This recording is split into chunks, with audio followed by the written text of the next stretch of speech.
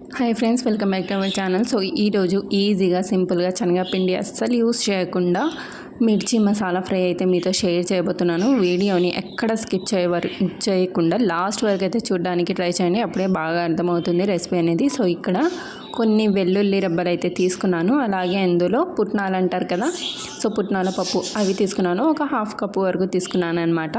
ఓకేనా. అలాగే ఇందులో కొద్దిగా టేస్ట్కి సరిపడినంత ఉప్పు యాడ్ చేసుకోవాలి. అలాగే కారం కూడా యాడ్ చేసుకోవాలి. సో ఇక్కడ నేనైతే 2 టీ స్పూన్ల వరకు యాడ్ చేశాను.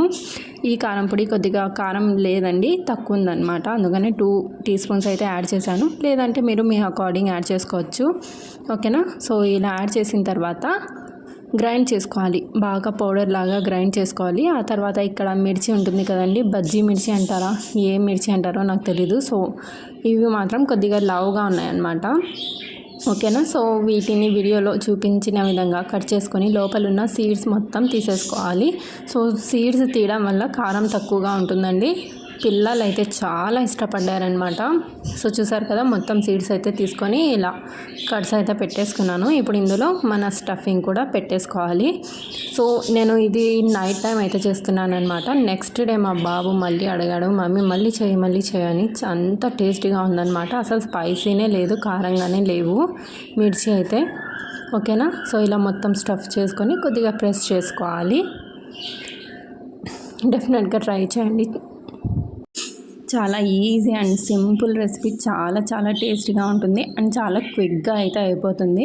సో ఇక్కడ స్టఫింగ్ చేసాం కదండి. స్టఫింగ్ చేసిన తర్వాత నేనైతే ఇక్కడ దారం చుడుతున్నానండి. ఎందుకంటే ఇది పౌడర్ కదా, సో పౌడర్ మొత్తం ఆయిల్లో వేసినప్పుడు పోతుందని నేను ఇక్కడ దారం ఇలా చుడుతున్నాను. మీరు ఎంత చుట్టవలసిన అవసరం లేదు, జస్ట్ స్టార్టింగ్కి ఎండింగ్కి కొద్దిగా చుడితే సరిపోతుంది. అండ్ నేను కూడా ఈ రెసిపీ ఫస్ట్ టైం చేస్తున్నానండి. ఓకేనా. నేను కూడా ఫస్ట్ టైం అయితే చేస్తున్నాను అనమాట. చాలా బాగా కుదిరింది. అండ్ డెఫినెట్గా నేను మళ్ళీ ఈ రెసిపీ చేయాలని అయితే అనుకుంటున్నాను. మా పిల్లలు కూడా మళ్ళీ అడుగుతున్నారు. సో పిల్లలకి కూడా చాలా బాగా నచ్చిందండి ఈ రెసిపీ అయితే. ఇక్కడ చూసారు కదా, అన్నిటినీ ఇలా స్టఫ్ చేసుకొని దారం అయితే చుట్టేసుకోవాలి. ఇప్పుడు ఇక్కడ ఒక కడాయి అయితే పెట్టేశాను. ఇప్పుడు ఇందులో ఆయిల్ యాడ్ చేసుకుందాం. అండ్ మీరు కడాయి అయితే ఫ్లాట్గా ఉండేది అయితే తీసుకోండి. నేను ఇక్కడ చిన్న కడాయి తీసుకున్నాను కాబట్టి కొంచెం అవి టర్న్ చేసి ఫ్రై చేసుకోవడానికి కష్టంగా అనిపించింది.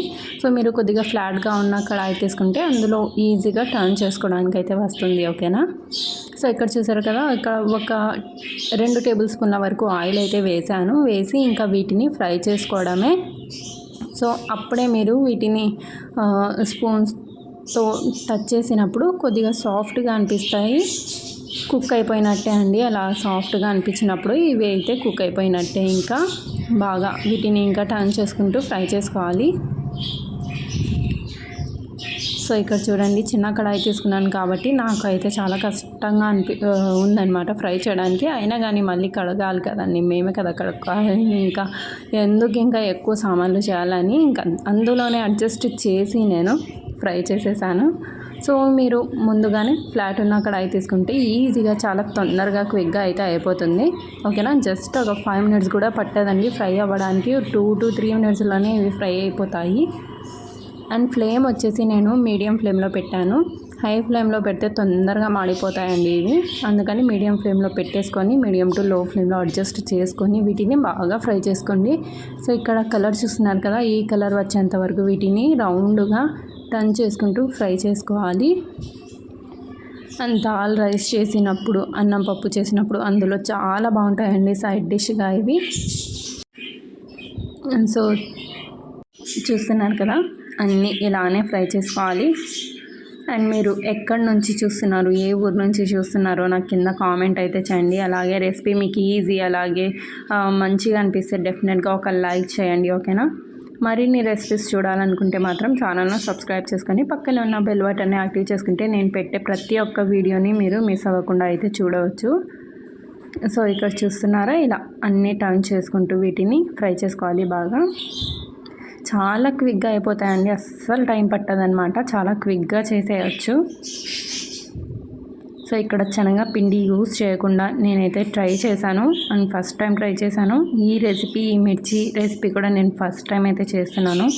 మా పిల్లలకి మోస్ట్లీ అయితే చాలా బాగా నచ్చింది.